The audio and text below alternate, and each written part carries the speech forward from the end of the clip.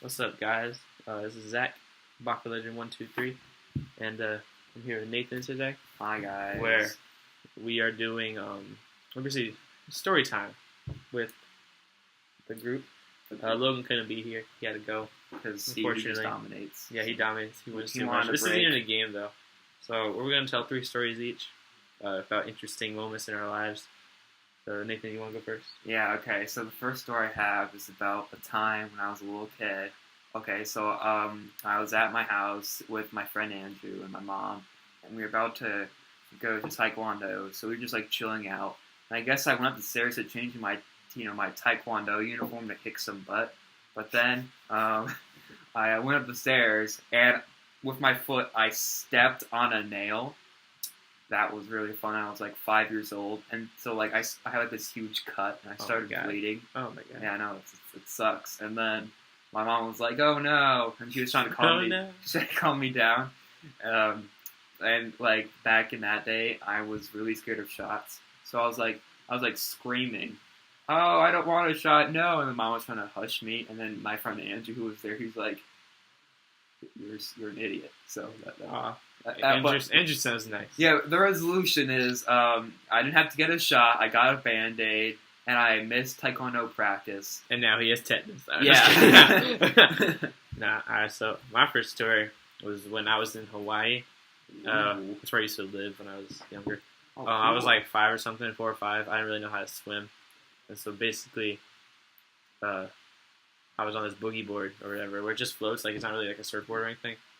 And like I was just chilling there while like my family and stuff was swimming around, and then I started drifting out like into sea. And I had no idea how far I was going, and so like 10 minutes later I looked down, and I'm like 200 feet away from the ocean, and the ocean can get deep pretty fast. So when I look down, I can't see anything, and I started crying like a little baby because Poor I was Zach. the one.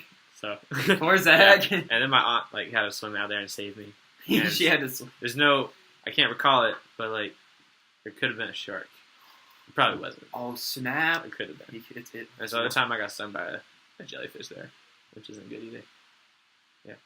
Alright. Bad stuff. That's great. Visit Hawaii though, it's fun. Yeah. Alright.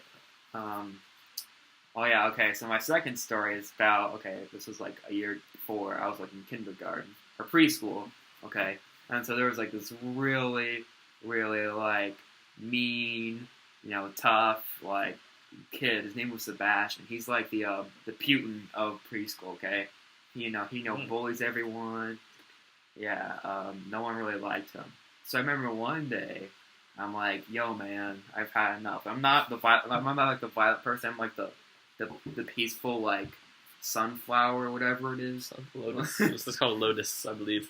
Yeah. The sunflower. So, I was just, like, the calm kid. But Big and yellow. I guess I just had enough. And so I decided to show Sebastian how Texans deal with their problems.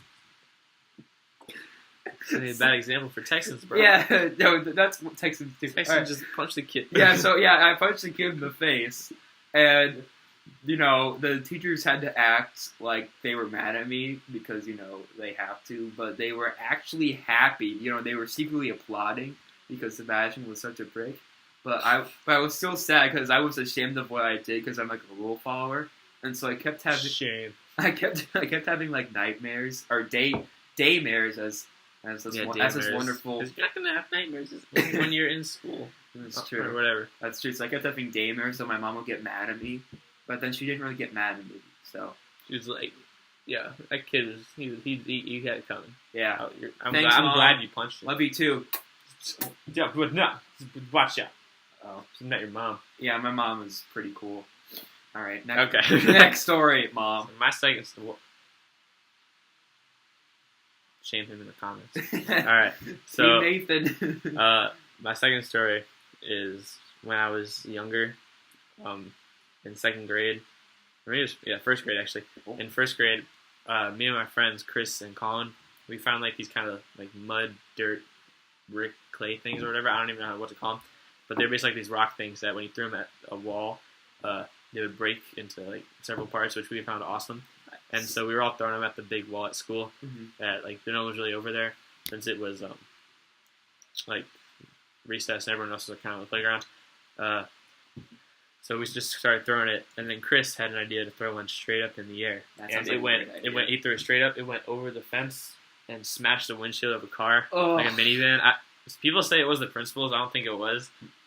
Wait, did you have to pay for it?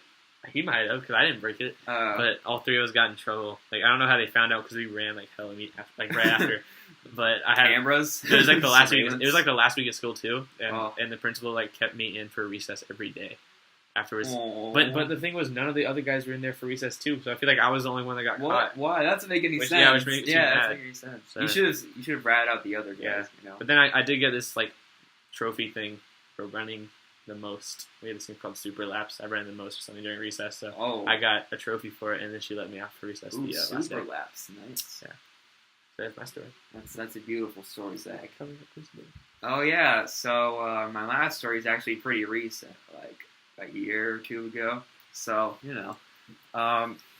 so we live in Arlington, Virginia, which is supposedly a very safe place, and it is. But there was one. I remember I was like, my mom and I guess she like just picked me up from school, and we were like walking back to the driveway, and then my neighbor walked up to us, and then she's like, "Did you hear the news?" And we're like, "No, what?" And then she's like, "This woman who lives nearby was murdered. The wife of Dave." And we're like, "What?" So Dave is the guy who lives directly across from us in like this weird house. The murder didn't actually take place like near our house, but it took place in the neighborhood. But the murderer actually lives directly across the street. So we are basically, you can basically call us the murder capital of Arlington. Yeah. So No one would say that. No one would say that. so this was, so it really shocked the neighborhood. Crazy Dave started, Call him crazy. there were like, we gave him the nickname Crazy Dave after that. I mean, he was already like weird before. Like he and his wife were going through like a nasty divorce, like custody battle and stuff, and they lived in different places. And before that, like the wife of Crazy Dave, before she even died, she felt scared that Dave would do something. Like Dave actually put like a hit on the wife. I mean, it was crazy.